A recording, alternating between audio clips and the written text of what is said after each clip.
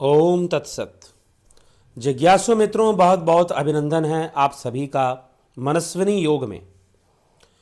तो आज का जो हमारा विषय है कि जिनका धार्मिक होना लहसुन प्याज नॉन वेज वेज और वीर्यपात तक सीमित है, वह व्यर्थ ही सनातन धर्म का शोर करते हैं। व्यर्थ ही सनातन धर्म का शोर करते हैं। तो आज हम इस विषय पर चर्चा करेंगे, क्योंकि पीछे मैंने इस विषय पे चर्चा की, एक पोस्ट डाली तो लोगों ने पूछा कि इसका क्या मतलब है कि सनातन धर्म में लहसुन प्याज खाना अलाउड है या फिर वेज नॉन वेज भी खाना मना नहीं है और वीर्यपात भी बंधित नहीं है। तो अब यहां पर देखिए, समझने वाली बात क्या है कि ऐसा क्यों कहा गया।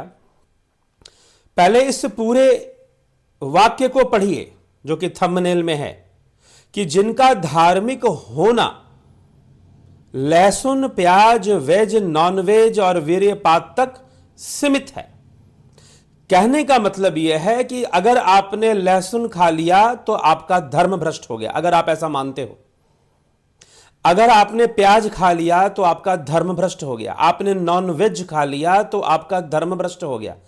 आपने वीर्यपात अगर हो गया तो आपका कोई ब्रह्मचर्य व्रत का पालन करते हैं या धर्म का पालन करते हैं, ब्रह्मचर्य धर्म का, तो वो ऐसी मान्यता रखते हैं, या और भी युवाओं को ऐसी मान्यता दी जाती है कि उनका अगर वीर्यपात हो गया तो उनका धर्म भ्रष्ट हो गया। तो जिनकी धर्म की सीमा बस लहसुन प्याज तक है, वेज नॉन वेज तक है, हालांकि वेज नॉन वेज का कोई कॉन्सेप्ट हमारे शास्त्रों में नहीं मिलता है। हां, सात्विक तामसी और राजसी इसका मिलता है और इसका अर्थ कुछ अलग ही निकलता है, वेज नॉन वेज से हटकर निकलता है।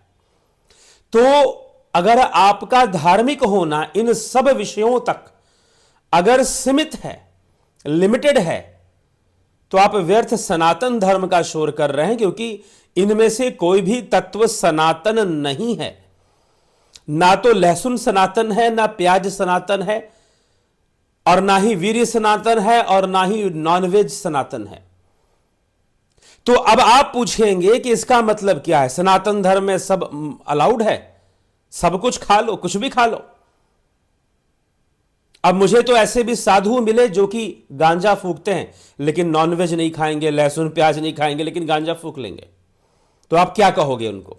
गांजा तामसी नहीं है क्या? घोर तामसी है। नॉनवेज से भी कई गुना ज्यादा अधिक तामसी है गांजा। अब कहोगे कि उसमें तो किसी की हत्या, जीव हत्या तो गांजा पीने में नहीं हो रही है, सिगरेट पीने में क्या जीव हत्या हो रही है, शराब पीने में क्या जीव हत्या हो रही है। लेकिन नॉनवेज से भी ज्यादा तामसी है, क्योंकि आपको यह नहीं पता कि तामसी कहते किसको है। तमोगुण का मुख्य मूल परिभाषा तमोगुण की क्या है। मैं इसलिए ऐसा बोल रहा हूं क्योंकि ऐसे बाबा जी लोग, ऐसे पुजारी भी मुझे मिले हैं जो पूजा भी करवाते हैं और खैनी भी, तंबाकू खाते हैं, सुरती खाते हैं, मौका मिले तो बीड़ी भी पी ले। और फिर उसके लिए उनका जवाब होगा कि भाई ये तो चलता है, भोले बाबा का प्रसाद भी कुछ लोग मान के ग्रहण कर लेते हैं इन सब चीजों को। तो इस प्रकार से ऐसे कहा जाता है तो नहीं चलेगा। तामसी का मतलब जो प्रमाद उत्पन्न करता है, जो आदमी हमेशा प्रमाद की स्थिति में बने रहना चाहता है, बस मस्ती में मैं रहूं। मस्त रहो मस्ती में, आग लगे बस्ती में। ऐसी मस्ती में मत रहो कि आग लग जाए बस्ती में। मस्त रहो मस्ती में, लेकिन आग ना लगे बस्ती में। ऐसी सोच रखनी चाहिए। तो जो ऐसी सोच रखते हैं कि मस्त रहो मस्ती में, आग लगे बस्ती में, वो नशा करते हैं, वो प्रमाद में लिप्त रहते हैं, और यह घोर तामसी होता है। भले ही इसमें जीव हत्या नहीं हुई है, लेकिन यह घोर तामसी होता है। तो अब जो प्रश्न आता है कि लहसुन प्याज खाना, देखिए, मैं आपको एक छोटी सी कहानी सुनाता हूं कि एक युवा था, एक लड़का था, पढ़ाई लिखाई कर रहा था स्कूल में।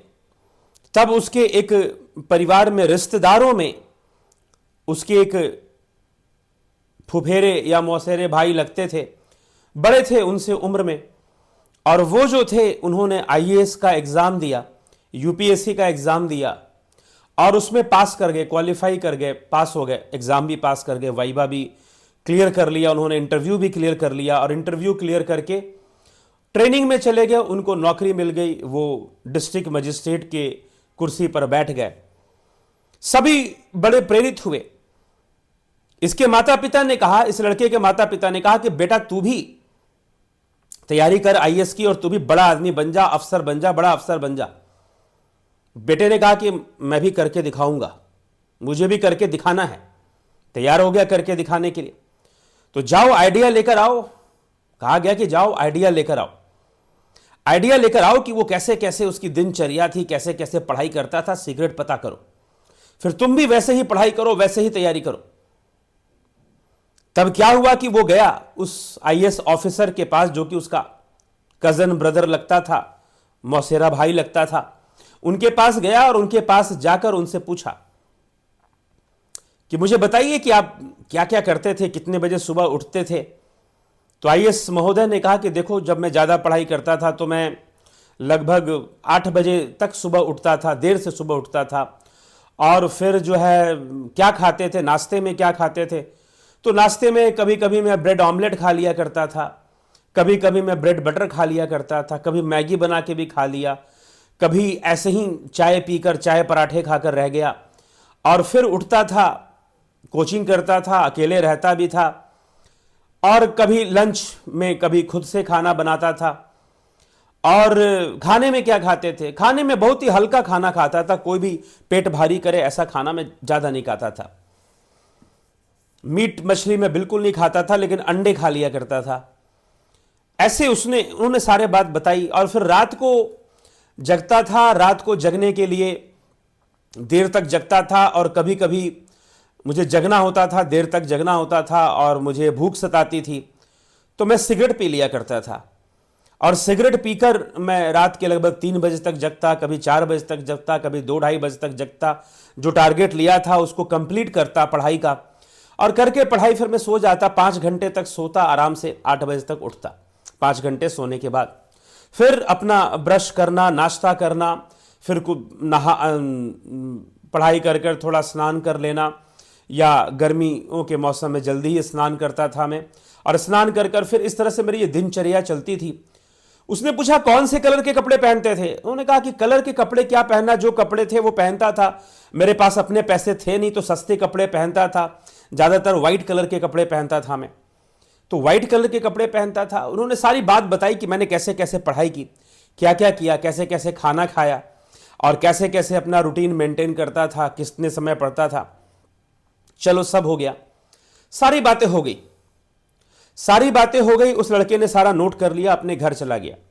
घर जाकर उसने भी अपना रूटीन बनाना शुरू किया, रूटीन बनाना शुरू किया, पढ़ाई करना शुरू किया। रात के 3 बजे तक, 8-9 बजे तक उठना, और उठकर जो है ब्रेड ऑमलेट खाना, और ब्रेड ऑमलेट खाकर थोड़ा सा कभी खाना हल्का फुल्का खा लेना, थोड़ी पढ़ाई करना। और मतलब उसने सारी चीज़ें, ड्रेस कोड भी सफ़ेद कपड़ा ज़्यादा पहनना, और सफ़ेद कपड़ा पहनकर, और उसके बाद सफ़ेद कपड़ा पहना, और फिर रात को फिर सिगरेट पीना, ताकि लंबा जगना है ना, तो सिगरेट पीना उसने शुरू कर दिया। अब हुआ, उसने एग्ज़ाम देना शुरू कर दिया, पढ़ाई करना शुरू कर दिया। एक बार कोशिश किया, नहीं पास हुआ, प्रीलिम ही पास नहीं कर पाया, मेन क्या पास करता, फिर तो वाइवा तक पहुंचना, इंटरव्यू तक पहुंचना तो बहुत दूर की बात। तो कुछ भी नहीं हो पाया। 1 साल बीत गया, 3 साल बीत गए, 5 साल बीत गए, लेकिन नहीं हो पा रहा है, नहीं हो पा रहा है, नहीं हो पा रहा है। अब करे तो करे क्या बेचारा। उसका मौसेरा भाई तो कर गया, आईएएस ऑफिसर बन गया, वो तो कई जगह उसके ट्रांसफर भी हो गए, बड़े बड़े पद पर वो बैठ गया, और ये बेचारा 5-6 साल इसके निकल गए, इसका एग्जाम ही क्लियर नहीं हो रहा है। अब करे तो क्या करे। फॉलो तो पूरा कर रहा है वो, जिन्होंने जो जो बातें बतलाई थी, जो जो उनका लाइफ स्टाइल था, उनको वो फॉलो कर रहा था। तो चलो अब ठीक है, अब फॉलो कर रहा था, लेकिन बेचारे का आईएएस तो क्लियर हुआ नहीं। अंत में उम्र भी निकल गई, तो अब आईएएस क्या करेगा। तो चलो ठीक है, अब उम्र निकल गई, क्या करे। उसने फॉलो तो सारा ही किया था ना, फॉलो तो सब कुछ किया था, क्योंकि फॉलोअर बना था अच्छे से वो। तो अब लेकिन अब फॉलोअर लोगों की हालत ऐसी होती है, क्या किया जाए। तो बेचारे ने अब उनसे पूछा कि भाई तुम करते क्या हो, कैसे नहीं तुम्हारा हुआ, उम्र निकल गई तुम्हारी, अब तुम एग्जाम भी नहीं दे सकते हो। आईएएस ऑफिसर से बात हुई कि सर आपने जो जो मुझे कहा था, मैंने वही सारी चीजें फॉलो की, मैंने वही सब फॉलो किया। आपने कहा था कि भाई ऐसे ऐसे मैं ब्रेड अंडा ब्रेड ऑमलेट खाकर गुजारा चला रहा था, क्योंकि अंडे को आसानी से लोग बना लेते हैं ना, फ्राई कर लेते, तो मैं खा लिया करता था। तो मैं ऐसे कर लिया करता था। फिर मैं रात को सिगरेट भी पीता था ताकि मुझे भूख ना लगे, तो चाय भी पीता, सिगरेट भी पीता, गर्मियों में कोल्ड ड्रिंक सिगरेट भी पी लिया करता था। अब सिगरेट की लत तो मुझे लग गई, मैं चेन स्मोकर बन चुका हूं, लेकिन मेरा आईएएस क्लियर नहीं हुआ। अब आपने जो जो बताया था वही, उन्होंने कहा कि भाई पढ़ाई भी करते थे, उन्होंने कहा कि हां थोड़ा बहुत पढ़ाई भी करता ही था, लेकिन ये रूटीन फॉलो करता था मैं जो आपका था, उठने का, खाने का, कपड़े पहनने का, सिगरेट पीने का, ये सारा रूटीन मैं फॉलो करता था, लेकिन मेरा आईएएस क्लियर नहीं हुआ। अरे मूर्ख आदमी, पढ़ाई कौन करेगा? आईएएस कोई सिगरेट पीने से, रात को 3-3 बजे जगने से, अंडा खाने से, या ब्रेड ऑमलेट खाने से, या खिचड़ी खाने से, या जो है सफेद कपड़े पहनने से आईएएस थोड़ी ना क्लियर हो जाएगा तेरा। तूने जो जो सिलेबस में है, जो जो चीजें पढ़नी होती हैं, वो अच्छे से पढ़ी थी कि नहीं पढ़ी थी? तू ये बता। अगर वो नहीं पढ़ी थी तो सब बेकार है, सब करना व्यर्थ है और सब करना बेकार है। अब वो जो लड़का था उसने कहा कि भाई अब पढ़ाई के लिए तो आपने इतना पढ़ाई, अरे मुझे क्या पता कि तुझे यह भी बताना पड़ेगा कि पढ़ना है? अरे परीक्षा देनी है तो पढ़ाई तो करनी पड़ेगी ना। सिगरेट पीने से एग्जाम निकलेगा क्या? या ब्रेड ऑमलेट खाने से एग्जाम पास हो जाएगा तू? या सफेद कपड़े पहनने से एग्जाम पास हो जाएगा तू? इन सब से नहीं होगा बेटा, पढ़ाई करनी पड़ेगी। तुमने पढ़ाई पर ध्यान नहीं दिया, लेकिन दिया था, लेकिन फिर भी उतनी पढ़ाई नहीं की मैंने। मैं सोचा कि ऐसे रूटीन बना दूंगा तो ऐसे हो जाएगा। तो आपको क्या लगता है कि बिना पढ़ाई किए सिगरेट पी लेने से और ब्रेड ऑमलेट खा लेने से कि रात को नींद नहीं आएगी तो सिगरेट पी लूंगा, तो इसका ये सब फॉलो करने से क्या कोई आईएएस का एग्जाम क्लियर कर सकता है? नहीं कर सकता। वैसे एक बात ध्यान रखिए कि अध्यात्म के मार्ग पर, ध्यान योग के मार्ग पर, परमात्मा की प्राप्ति के मार्ग पर ध्यान योग जरूरी है, भजन जरूरी है, योग जरूरी है। इस बात से ज्यादा जरूरी है कि आपने क्या खाया और क्या नहीं खाया। खाना पीना सहायक है। हम लहसुन और प्याज ये रजोगुनी होते हैं, अत्यधिक रजोगुनी होते हैं। लहसुन अत्यधिक रजोगुनी होता है। आप कहोगे तामसी होता है, मैं बिल्कुल नहीं मानता कि तामसी होता है। जो कहते हैं वो गलत कहते हैं। क्यों गलत कहते हो? कि तमोगुण स्थिति कारक है, तमोगुण स्थिति कारक है। और लहसुन प्याज में किसी प्रकार का नशा नहीं होता, उत्तेजना होती है। यह आपको उत्तेजित जरूर कहते हैं। लहसुन के लिए कहा जाता है कई दर्द को दूर करता है, काम शक्ति को बढ़ा देता है। घी के लिए भी, तो घी में भी उस तरह के गुण होते हैं, लेकिन घी खाना तो मना नहीं होता। तो अब आपने कहा कि अब हमारे ऋषि मुनियों ने एक अनुसंधान किया, उन्होंने ध्यान योग के मार्ग पर वो चले और योग की सफलता को उन्होंने प्राप्त किया। और उन्होंने ये जो उनका एक्सपेरिमेंट था, ये एक प्रयोग था, ये एक एक्सपेरिमेंट था, तो उन्होंने अपने एक्सपेरिमेंट पे आधारित लोगों को गाइडलाइंस दिए कि भाई तुम अगर ऐसा खान पान रखोगे, ऐसा जीवन रखोगे, तो तुम्हें योग मार्ग में, भजन के मार्ग में, तुम्हें साधना के मार्ग में सहायता मिलेगी, सहायता मिलेगी। लेकिन इसका मतलब यह मत समझ लेना कि तुम्हारे खाने पीने से तुम्हें योग में सफलता मिल जाएगी। नहीं, योग की सफलता में तुम्हें योग का अभ्यास करना पड़ेगा। बरखुरदार, मान्यवर, आपको अभ्यास ध्यान योग में लीन होकर बैठना पड़ेगा। और अगर तुम ध्यान योग का अभ्यास नहीं कर रहे हो, भजन नहीं कर रहे हो, ध्यान योग का अभ्यास ही भजन है। भजन का मतलब है एक होना, योग का भी मतलब है एक होना, जुड़ना। ठीक है? तो अब जो है, अगर तुम भजन नहीं कर रहे हो, अगर तुम साधना नहीं कर रहे हो, तुम कह रहे हो कि मैं तो बड़ा धार्मिक हूं, मैं तो लहसुन प्याज भी नहीं खाता, मैं तो ये त्याग दिया, मैं तो वो त्याग दिया, कुछ नहीं मिलने वाला तुम्हें, बेकार की बातें हैं सब। तुम भजन कर नहीं रहे हो, तुम ध्यान योग का अभ्यास कर नहीं रहे हो, और फिर तुम दावे कर रहे हो कि मैं बड़ा सात्विक हूं, मैं तो सवेरे इतने बजे उठकर नहा लेता हूं, मैं जो हूं बिल्कुल, मैं तो वीर्य की एक बूंद नहीं गिरने देता हूं। तुम तो हनुमान जी और नारद जी से भी बड़े ब्रह्मचारी हो गए कि तुम्हारी एक बूंद भी नहीं गिर पा रही है। और फिर जो है तुम जो है किस बात का अहंकार लेकर घूम रहे हो, किस बात का अहंकार लेकर घूम रहे हो? तुम्हारा धार्मिक होना व्यर्थ है। उसी व्यक्ति की तरह है जिसने पढ़ाई तो नहीं की, लेकिन जो है सारी चीजें फॉलो कर रहा है। एक आईएएस ऑफिसर ने आईएएस क्लियर कर लिया, उसने अपना रूटीन बता दिया, कि भाई मैं ऐसे ऐसे पढ़ाई करता था, मुझे जो जो भी चीज उसे पढ़ाई में सपोर्ट करती थी वो करता था। अब आपने क्या कर दिया, पढ़ाई छोड़ दी। जो चीजें ऋषि मुनियों ने कहा कि भाई इन इन चीजों से मुझे सपोर्ट मिला, मैंने लहसुन प्याज कम कर दिया, और जो है तेल मसाला उत्तेजना पैदा करने वाली, गर्मी पैदा करने वाले जो भोजन होते हैं, अब लहसुन प्याज छोड़ दो। एक मारवाड़ी भाई साहब मुझे मिले, लहसुन प्याज तो नहीं खाते, लाल मिर्च खूब खाते थे।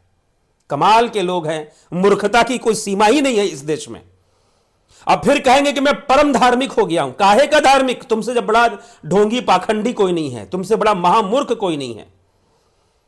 एक तो महामूर्ख हो, महामूर्खों में तुम सबसे बड़े हो। ठीक है, तो ये सब जितनी भी चीजें हैं, लहसुन प्याज, वेज नॉन वेज, ये आपके लिए सहायक सिद्ध होती हैं। लेकिन ये मत कह दो कि लहसुन प्याज खाने से तुम्हारा धर्म भ्रष्ट हो जाएगा। हां, किसी जीव को मारकर खाना वैसे भी उचित नहीं है, यह तो हत्या का भी, उसमें थोड़ा सा पाप आपको भी लगेगा, जो बेच रहा है उसको भी लगेगा। तो जीव हत्या तो वैसे भी ठीक नहीं है। लेकिन आपातकाल में, इमरजेंसी में अगर आपने ऐसा भोजन कर लिया अपने प्राणों की रक्षा के लिए, क्योंकि इस शरीर ही तो साधन है ना। बड़े भाग मानुष तन पावा, सुर दुर्लभ सद ग्रंथ ही गावा, साधन धाम मोक्ष करी द्वारा। यही मनुष्य का जीवन तो शरीर साधन है। तो इस साधन को सही बनाए रखने के लिए अगर आपने लहसुन प्याज खा भी लिया तो यह कोई पाप नहीं हो जाएगा और यह कोई अधर्म नहीं हो जाएगा, और ऐसा करने से कोई धर्म भ्रष्ट नहीं हो जाएगा। यह निर्भर करता है देश काल की परिस्थितियों पर। हां, एक साधक को लहसुन प्याज उत्तेजना उत्पन्न करने वाली चीजें और जो है नॉनवेज और बहुत तेल मसाला और बहुत अधिक घी और खट्टी चीजों का सेवन, जैसे हठ योग शास्त्र में खट्टी चीजों के सेवन, दही के लिए भी मना किया गया। तो प्याज के लिए नहीं मना किया गया हठ प्रदीपिका ग्रंथ में, लेकिन लहसुन के लिए मना किया गया। तो इन सभी चीजों का सेवन अगर हम कम कर दें, ज्यादा खाते हैं तो कम भी कर देंगे, तो एक ध्यान योग के मार्ग पर एक सहायता प्राप्त होती है, एक सहयोग मिलना शुरू। मीठा भी कम कर दें, बहुत अधिक नमक भी कम कर दें। मुझसे पूछोगे तो मैं तो बहुत सारी चीजें कम करवा दूंगा, ठीक है। लेकिन उनका कम कर देना या उनका नहीं खाना यह धर्म का विषय नहीं है, यह धर्म का विषय नहीं है। अत्यधिक वीर्यपात करना, जिन युवाओं को गलत आदतें होती हैं, अत्यधिक वीर्यपात, गंदी चीजों को देखना, पॉर्न, ऐसी चीजों को देखना और उसी के में दिमाग में चलना, तो यह आपके योग मार्ग में अत्यंत बाधक है। लेकिन ऐसा नहीं है कि कोई गृहस्थ व्यक्ति जो योगी है और वो संतान की उत्पत्ति करता है तो उसकी योग साधना को कोई पतन होगा या वो नष्ट होगा, ऐसा बिल्कुल नहीं। ऐसा होता तो हमारे सिद्ध कई महापुरुष हुए। क्या जरूरत थी इतनी कठोर तपस्या करने के बाद सुखदेव मुनि को गृहस्थ जनक की शरण में जाने की आवश्यकता क्या पड़ी? वो तो गृहस्थ आदमी थे, उनकी दो दो पत्नियां थीं और साथ में उनके राजपाट बहुत सारा था, दास दासी नौकर चाकर सब थे उनके। लेकिन उनके कई वर्षों का अभ्यास भी था योग मार्ग पर। वो आत्मज्ञानी पुरुष थे, विदेही जनक कहलाते थे वो। उनको देहासक्ति नहीं थी। इसे श्रीमद् भगवत गीता में भी जब भगवान ने अर्जुन को योगी का उदाहरण दिया है तो जनक, राजा जनक का नाम लिया है कि वो एक श्रेष्ठ योगी हैं, योगियों में श्रेष्ठ हैं वो। एक तो योगी होते हैं और योगियों में भी श्रेष्ठ, तो जनक को योगियों में श्रेष्ठ। तो सुखदेव मुनि को इतना ब्रह्मचर्य पालन और कठोर तपस्या करने के बाद एक गृहस्थ योगी की शरण में ज्ञान को लेने जाना पड़ा, क्योंकि कुछ ना कुछ कॉन्सेप्ट बिगड़ गया है सुखदेव का, इसलिए वो समझने के लिए जाना पड़ा। तो इसलिए यह सब बातें हमें समझनी पड़ेगी। लहसुन प्याज का त्याग करना आपके योग मार्ग में सहायक होता है, लेकिन अगर स्वास्थ्य के अनुसार अगर ऐसा कहा जा रहा है, कोई वैद्य, आयुर्वेद का वैद्य, अब आयुर्वेद में तो लहसुन प्याज अमृत के समान माना गया है। कई रोग, लहसुन तो एक मतलब कि एक live biological pure organic antiviral है, एंटीवायरल है वो, ठीक है। तो गले में अगर वायरल इंफेक्शन होता है, लहसुन खाओ, चबाकर उसको तोड़कर जो है और उसमें थोड़ा सा शहद मिला लो और फिर उसको खाओ, तो एंटीवायरल की तरह भी काम करता है लहसुन। तो लहसुन प्याज अमृत भी माना गया, अमृत के समान भी माना गया है आयुर्वेदिक वैद्यों के अनुसार। ठीक है, तो इसलिए यह सब हमें विचार करना चाहिए। लहसुन प्याज खाना न खाना यह धर्म का विषय नहीं है। हाँ, धर्म के मार्ग पर चलने वाले योगियों को, योग साधना के मार्ग पर चलने वाले योगियों को अगर वह तामसी भोजन, उत्तेजना पैदा करने वाले, गर्मी पैदा करने वाले, मन को चंचल करने वाले भोजन को थोड़ा कम ही करे तो अच्छा है। बाकी निर्भर करता है योगी के ऊपर कि वो अपने आप को कैसे संतुलित करता है। जैसे उस आईएएस ऑफिसर ने बताया कि मेरी पढ़ाई हो सके, मैं ज्यादा देर तक पढ़ सकूं, रात को जग सकूं, ज्यादा इसके लिए जो भी मुझे सहायक जान पड़ता मैं उसकी सहायता लेता था। अब मैं अंडा इसलिए नहीं खाता था कि अंडा वेज है कि नॉन वेज है, मैं इसलिए खाता था अंडा क्योंकि अंडा खाना, अंडे में मुझे प्रोटीन मिलता था और बहुत कम समय में यह बन जाता है, ज्यादा इसमें टेंशन लेने की जरूरत नहीं होती थी, तो मेरे लिए सरल होता था। लेकिन मैं बाकी जो नॉनवेज के आइटम थे मैं नहीं खाया करता था। मीट और क्या लोग मछली कुछ भी कई तरह की चीजें खाते हैं, तो वो सब मैंने हाथ नहीं लगाया, लेकिन अंडा मैं खाया करता था क्योंकि मुझे बनाने में बहुत आसानी होती थी। तो मुझे लगा कि ये सहयोगी है मेरे पढ़ाई में, तो मैंने उसे भी अपनाया। मुझे लगा कि सफेद कपड़े सहयोगी है पढ़ाई में, मन को एकाग्र रखते हैं, तो उसे भी मैंने अपनाया। मुझे लगा कि भाई सिगरेट पी लेता हूं रात को एक, तो ज्यादा देर तक पढ़ पाता हूं। मेरा उद्देश्य तो पढ़ाई कर कर एग्जाम क्लियर करना था, बाकी कौन मुझे क्या समझता है मुझे उससे मतलब नहीं था, मुझे उससे लेना देना नहीं था। इतनी एकाग्रता, इतना समर्पण कि मान सम्मान से भी फर्क ना पड़े। लेकिन योग मार्ग और भक्ति मार्ग में सबसे बड़ी समस्या क्या है?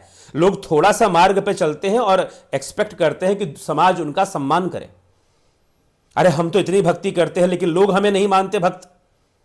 इस माया में लोग फंस जाते हैं, और इस माया में फंसने वाले कभी उनका कल्याण नहीं होता, वो कभी योग मार्ग पर। तो इसीलिए जिनका धार्मिक होना लहसुन प्याज वेज नॉन वेज वीर्यपात तक सीमित है, वह बेचारे बहुत ही गलत रास्ते पर चल पड़े हैं।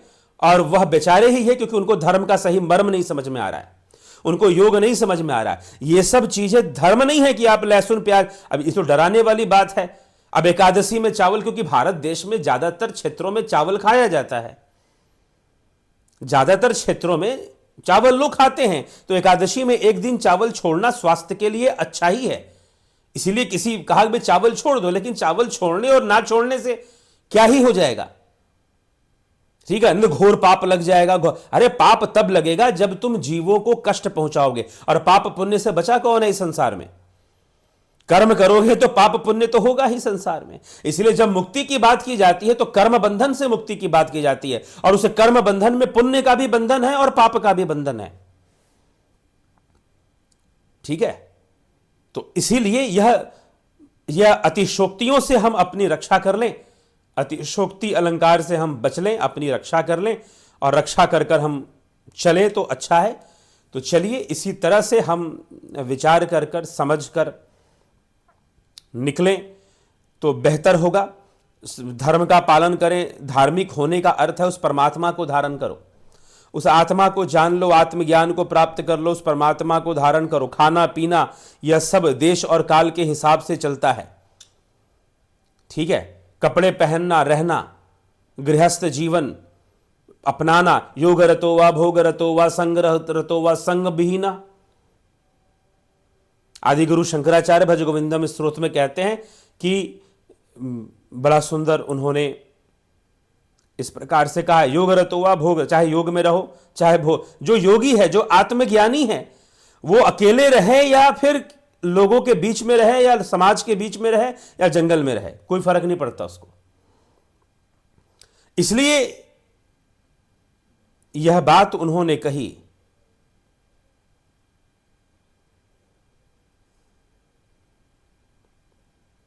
यह बात आदिगुरु शंकराचार्य ने इसीलिए कही कि इन सब बातों से फर्क नहीं पड़ता है कि योगी जो आत्मज्ञानी है, जो आत्मा को जान चुका है, जो आत्मस्थित हो चुका है, उन्हीं के लिए यह भज गोविंदम स्तोत्र में आदिगुरु शंकराचार्य ने ऐसा वर्णन किया है कि योग रतो वा भोग रतो वा संग रतो वा संग विहीना।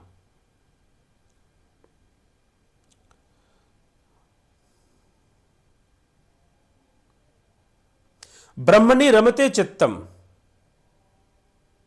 बड़ा सुंदर। मैं आपको पूरा यह श्लोक का अर्थ बताऊंगा कि आदिगुरु शंकराचार्य ने भज गोविंदम स्तोत्र में इस विषय में क्या कहा है। एक सिद्ध योगी की, ऐसे तो एक सिद्ध योगी की ही बात है, जो साधक है उसको नियम का पालन करना पड़ता है, लेकिन साधकों को भी नियम पालन में आसक्ति नहीं होनी चाहिए।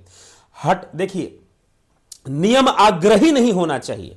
यह हठ प्रदीपिका ग्रंथ है, नाथ संप्रदाय का ग्रंथ है, मेरे पास हमेशा रखी रहती, तो बगल में पड़ा था। तो यहां पर साधक बाधक तत्वों में साफ साफ से लिख दिया गया है कि प्रथम अध्याय में ही कि योगियों को नियम आग्रही नहीं होना चाहिए, जबरदस्ती के नियम पालन नहीं करने चाहिए, संतुलन बना के चलना चाहिए। कभी कभी नियम तोड़ने भी पड़ते हैं, और नियम संतुलन के लिए अगर तोड़ा जा रहा है तो उसमें कोई भी बुराई नहीं है, उसमें कोई बुराई नहीं है।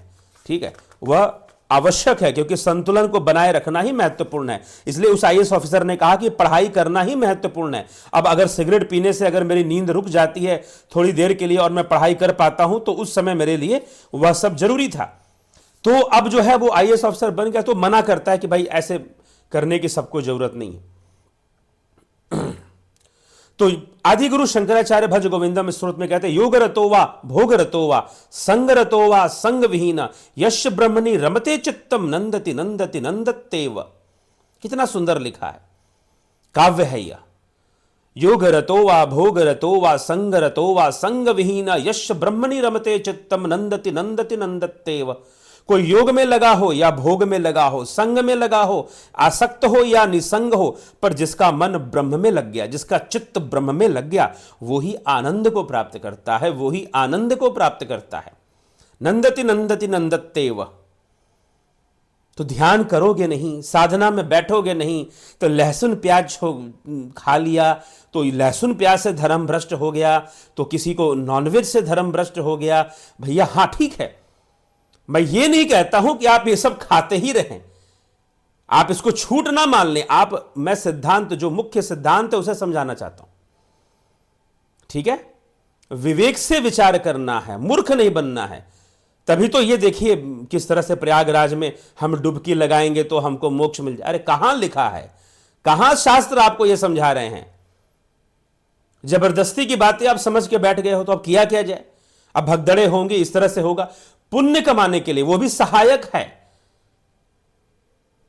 ठीक है, वो भी सहायक है। तो ये सारी चीजें सहायक रूप में होती हैं, ना कि ये धर्म है। इनको धर्म मान के मत बैठ जाओ आप।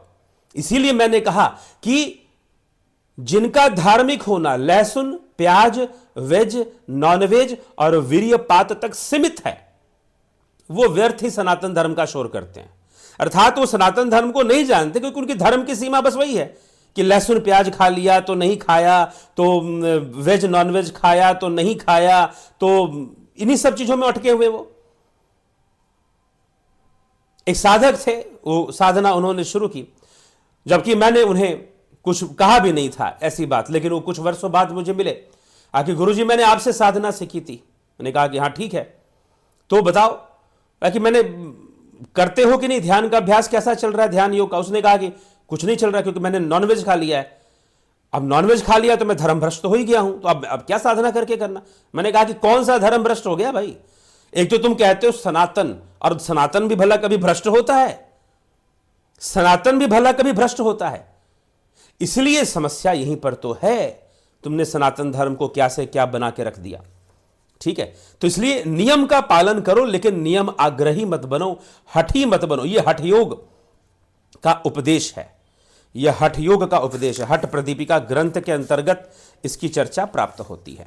ठीक है, और हठ रत्नावली में भी इसकी चर्चा प्राप्त होती है कि नियम आग्रही नहीं होना चाहिए, मतलब नियम को हठपूर्वक पालन नहीं करना चाहिए। जबरदस्ती, मान लीजिए व्याधि हो गई, कोई बीमारी हो गई, तो नियम बदल लीजिए। बीमार है ना आप, तो उसमें नियम बदल दीजिए। और जिनको वायरल इन्फेक्शन हो जाता है, मैं कहता हूं लहसुन प्याज नहीं भी खाते हैं, अगर आपको कोल्ड वायरल इन्फेक्शन हुआ है तो लहसुन प्याज खा लो, बहुत लाभ मिलेगा उस टाइम पर, उस विशेष समय पर जब लोगों को कोल्ड वायरल का इन्फेक्शन होता है, बुखार लग जाता है या फ्लू हो जाता है, आपको बहुत सहायता मिलेगी लहसुन खाने से। ठीक है, तो इन सब विषयों को आप समझें और हठी ना बने, मूर्ख ना बने। और ऋषि मुनियों ने जो नियम बनाए, वो नियम जो है उन्होंने योग मार्ग पर चलने के लिए बनाए, ना कि बस खाने पीने तक सीमित रहने के बनाए कि ये खाने से पाप लग जाएगा, वो खाने से पाप लग जाएगा, और ये नहीं खाने से पुण्य बढ़ जाएगा। तो ये सब चीज़ें व्यर्थ की बातें हैं। अगर आप ध्यान योग का अभ्यास नहीं करते, अगर आप ध्यान योग में लीन नहीं होते, तो फिर सब ही व्यर्थ है, किसी चीज़ का कोई महत्व नहीं है फिर। ठीक है, किसी बात का कोई महत्व नहीं है, व्यर्थ की बातें चले जा रही हैं, व्यर्थ की बातों का प्रचार हो रहा है। ठीक, देखिए 15वें श्लोक में हठ प्रदीपिका अत्याहार प्रयास च प्रजल्प नियमाग्रह जनसंगम च लौलल्यम च षड्भी योग विनश्यति, ये योग का विनाश करते हैं, ये चीजें योग का विनाश करते हैं। क्या क्या करती हैं? अत्याहार अधिक भोजन करना, प्रयास च अधिक श्रम करना, बहुत ज्यादा शारीरिक मेहनत करना। हम कि देखो आइडियोलॉजिकल लोग मूर्ख हो ही जाते हैं, जो ज्यादा आदर्शवादी बनता है वो मूर्ख हो ही जाता है। ठीक है, अधिक श्रम करना, अधिक बोलना, प्रजल्प अधिक बोलना, नियम आग्रह अत्यधिक नियम के पालन का आग्रह करना, हठी बनकर पालन करना, अधिक लोक संपर्क करना, जनसंग और मन की चंचलता, यह अच्छा योग को नष्ट करने वाले तत्व हैं। अत्याहार प्रयास च प्रजल्प नियम आग्रह जनसंग च लौल्यम च षड्भी योग विनश्यति, यह योग का विनाश करते हैं। तो अनावश्यक नियम आग्रही मत बनिए। देश काल की परिस्थितियों के अनुसार से अगर खाने पीने में बदलाव आ गया, अब ये कोई बहाना भी नहीं है, तो उस बदलाव से कोई फर्क नहीं पड़ता। लेकिन आप जो है, इसलिए हमारे शास्त्रों ने बहुत स्पष्ट वायता के साथ चीजों को रखा। पता नहीं लोग ही क्यों मूर्ख बनना शुरू कर देते हैं, बना दिया जाता है। अब ऐसे ऐसा प्रचारक लोग हो जाते हैं या कथावाचक कुछ ना कुछ ऐसा बता ही देते हैं, तो उनसे होता है गड़बड़। चलिए ठीक है, विचार करिए, विचार करने के लिए है, समझने के लिए है। मैं अपने विचारों को यहां पर विराम दूंगा। बहुत बहुत आभार आप सभी का। चिंतन करें, मनन करें। अरे वाह, आत्मा श्रोतव्यो मंतव्यो द्रष्टव्यो निधि ध्यासतव्यो, वाह। तो इस तरह से आप जो है आगे बढ़े चिंतन मनन करने के लिए मैंने यह व्याख्यान दिया है। तो बहुत बहुत आभार आप सभी का। ओम तत्सत।